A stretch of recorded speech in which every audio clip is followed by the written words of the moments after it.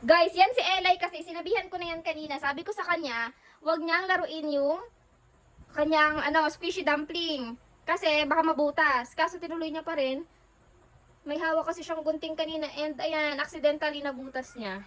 So anong gagawin natin dyan ngayon, Elay? At tanggalin ko na lang po yung Orbis, tapos ilalagay ko sa water para... Sayang, maganda pa naman yung red. Tanggalin mo na yung Orbis. Okay lang yun, Jess, may marapin pa naman ako.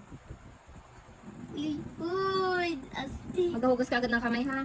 Guys, kapag ganito yung mga squishy nyo ay nabutas or please wag nyong Hawak. wag nyong pakahawakan and then maghuhugas agad ng kamay. Elay, maghugas ka agad ng kamay, sabi kong wag hawakan eh. Ang ganda niya guys, sobrang cute pa naman. Kaso wala tayong magagawa kasi. Broken na siya. Ayun, sobrang ganda pa naman. Sayang. Ano yung pwede natin gawin dito? Comment kayo guys kung anong pwede namin gawin dito. Sayang kasi. Pero, Elay, huwag masyadong hawakan na. Mag-gloves ka pag agawin. Mag-gloves ka na lang pag agawin mo siyang bagong squishy. Ma'am, pag may dumating na po akong bago, hindi ko na po talaga ulitin yan. Sabi ko sa'yo kasi kung paglaro ng gunting eh. Alam mo mabilis nabubutas yan. Akala ko po kasi hindi na siya namas. Akala niya hindi tinama guys ng gunting. Pero ito, sayang. Kaya na siya ako biglang parang nag-pop back. Kaya yun.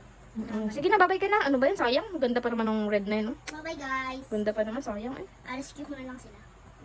Gawin mo na lang siyang bagong squishy. Ang cute pa naman, no? Orbis. Bye-bye, guys.